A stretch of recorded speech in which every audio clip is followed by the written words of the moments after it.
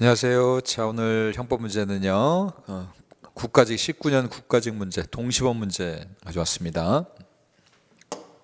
1번에 시간적 차이가 있는 독립된 상해행위나 폭행행위가 경합해서 사망의 결과가 일어나고 그 사망의 원인이 되는 행위가 판명되지 않으면 공동정범에 의해서 처벌한다. 우리 동시적 경합범은 공동정범으로 처벌한다는 게 핵심이죠. 이게 이제 공동정범으로 처벌되다 보니까 어떤 상황이 발생하느냐? 우리 동시범하고 공동정범하고 차이가, 일단 공동정범은 공모를 한 거죠. 공모를 했으니까 공동정범은 연대 책임을 지게 됩니다. 그럼 연대 책임을 지게 되면 두 사람이 공모를 딱 해버린 순간 연대 책임을 지면 A가 행위를 했든 B가 행위를 했든 둘 다 같이 책임을 지는 겁니다. 그러면 A가 한 것도 B도 같이 책임을 지는 거죠.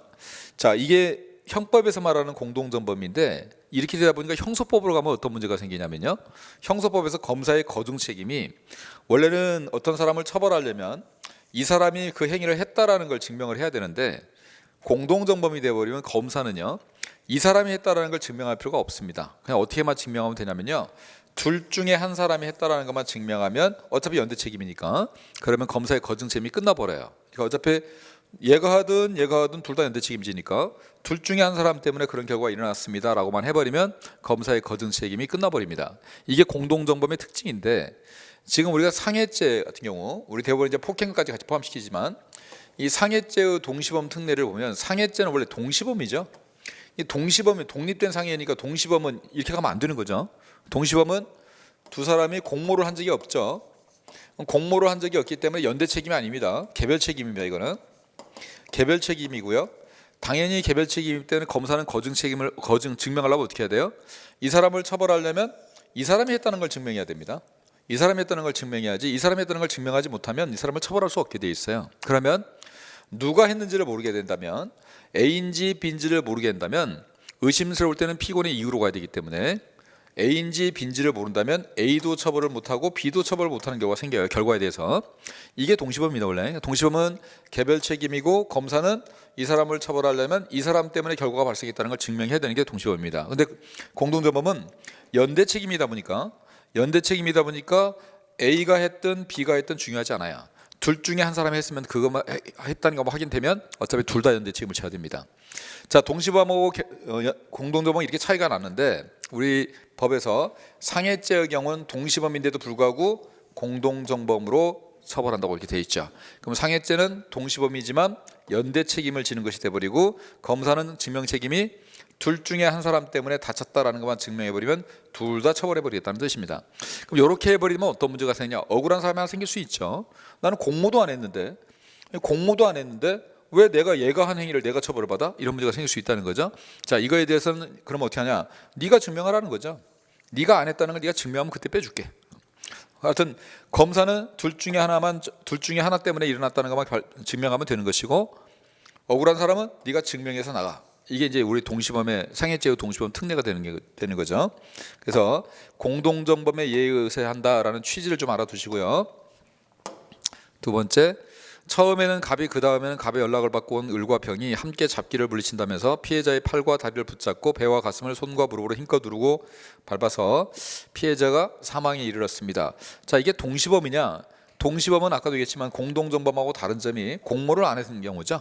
근데 이건 거의 공모를 한 거죠. 연락을 받고 왔고요, 함께 했죠. 함께. 이건 함께 한 거기 때문에, 이건 공모를 한 것이기 때문에 동시범 문제가 발생할 수가 없습니다. 이건 공동정범이죠, 사실상. 그래서 동시범 문제가 발생하지 않는다 하시고, 그 다음에 세 번째, 피고는 자신의 행위와 상해의 결과 사이에 개별 인과관계가 존재하지 않음을 입증하더라도, 자, 상해죄의 동시범 특례에서 억울한 사람이 있을 수 있다고 그랬죠.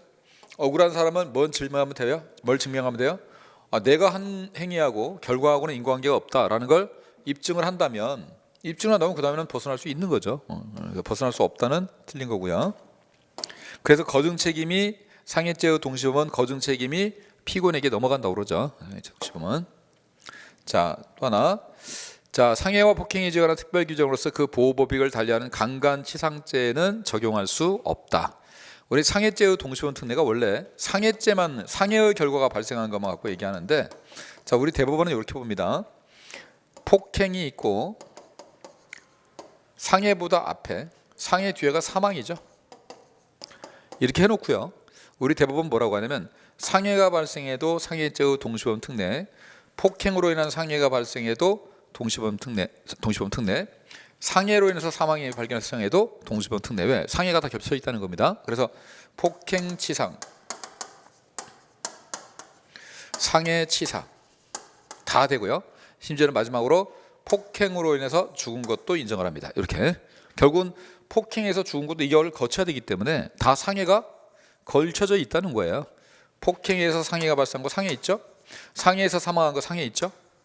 그 다음에 폭행에서 사망을 할 때 폭행했으면 상해를 거치고 사망하고 가지 바로 점프가 되지는 않기 때문에, 그래서 폭행치사 요 안에도 상해가 들어있다고 보는 겁니다. 이렇게 그러다 보니까 이게 전부 다 상해죄의 동시범 특례에 적용이 됩니다. 다만 이거와 상관없이 강간치상이라든지 강도치상 같은 경우는 적용될 수 없다고 보는 게 우리 판례죠. 그거 하시면 됩니다.